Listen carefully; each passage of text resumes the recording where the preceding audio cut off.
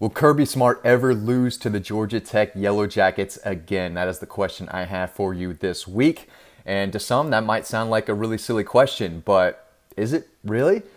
Georgia's dominated the Yellow Jackets the last 4 years. And yes, I do know that Kirby Smart lost to Georgia Tech in his first year, 2016, mainly because Jacob Eason just forgot how to play quarterback that day. But ever since then, Georgia's just dominated them, and they've made it look easy. These games have not been competitive, and Georgia's treated Georgia Tech like they are UAB, Arkansas State, and Vanderbilt. The games have been over by the half, sometimes after the first quarter, and they're just not competitive. Of course, last year it was an ugly, ugly game. It was over before you knew it. Georgia won 45-0. The year before that, 2019, or excuse me, 2 years before that, they didn't play in 2020, but 2019, they won 52-7.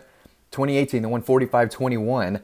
Year before that, it was 38-7. All right, so I know the talent that Georgia's bringing in because I cover recruiting. I know the 4 and 5 stars and what they can do. I also know the guys that Georgia Tech is bringing in, and they're just not on the same level. Georgia Tech will never, I say never, but not in the foreseeable future, have anywhere near the talent and depth that Georgia does, especially under Kirby Smart. So the way these past 4 games have gone, I just don't see any way Georgia Tech beats Georgia anytime soon. And this kind of goes back to the Mark Richt days. He should not have lost to Georgia Tech in 2008 when Matthew Stafford threw for 5 touchdowns.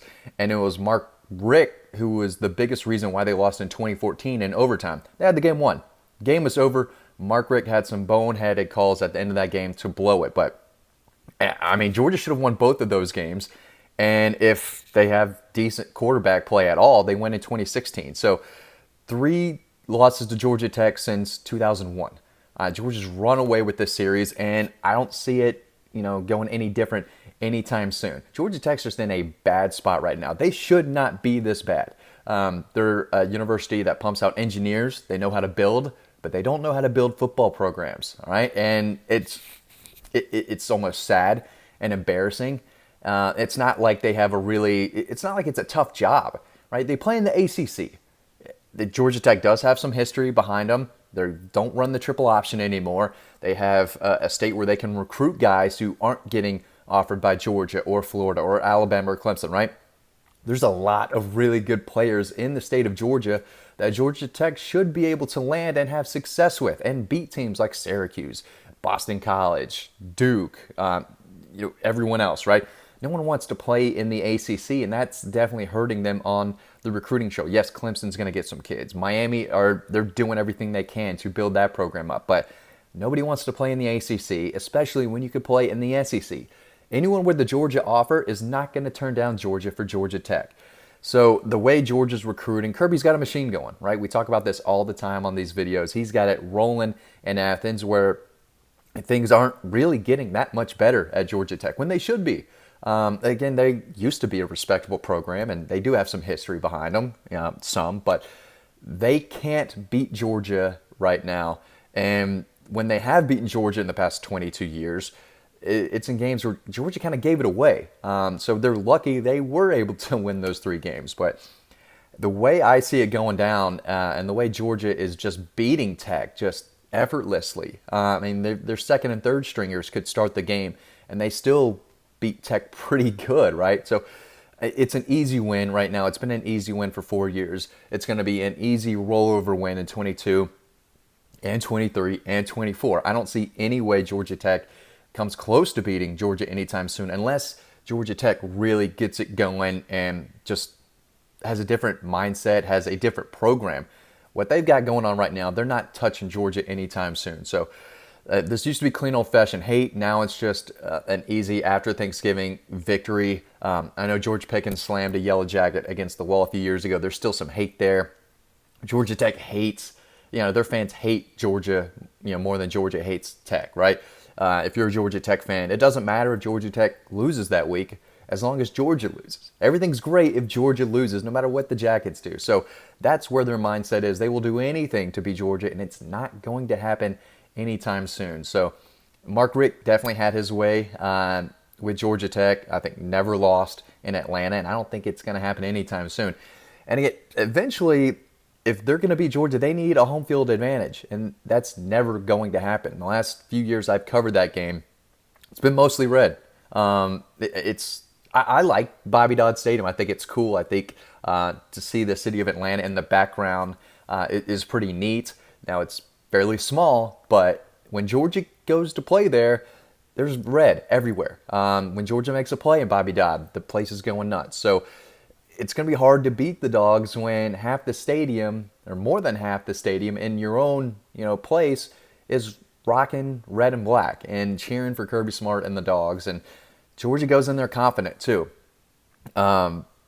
Usually the last few years they played really well, and going into that game that it's going to be just a murder fest. It's just not going to be close. Georgia always comes out the gate strong, and Tech they haven't been playing well. Even if they're playing well, they're going to run up against a machine in Georgia and probably lose, right? But they have a lot of work to do as a program. The coaching staff is not cutting it right now. They're going to eventually have to make a change, I think. I thought they were doing it the right way with selling Atlanta, home state, rah, come play in Atlanta for the Jackets, but they're just not a program that's respectable right now, and they're not bringing in enough kids to really succeed in the ACC. It's just sad. It's sad. There's no reason Georgia Tech should be this bad, but they are, and I don't know if they're going to be any good anytime soon. But for me, if you ask me when the next time Georgia Tech could beat Georgia is, I don't have an answer for you. I don't know. Again, this used to be a fun rivalry. Even when Mark Richt was beating Georgia Tech, they were close games. They were four-quarter games.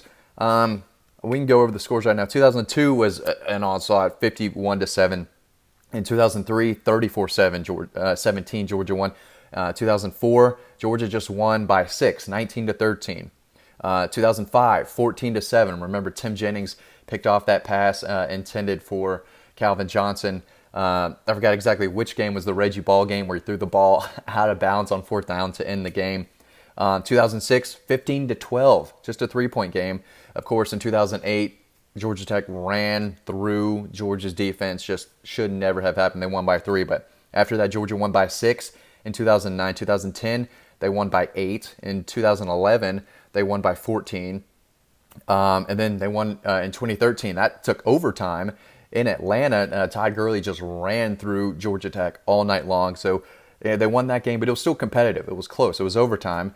And then 2014, Georgia Tech beat Georgia in Athens. That was overtime too. So even when Georgia was winning back in the day with Mark Richt, it was still close. We're still competitive. Right now, under Kirby Smart, it's not even close.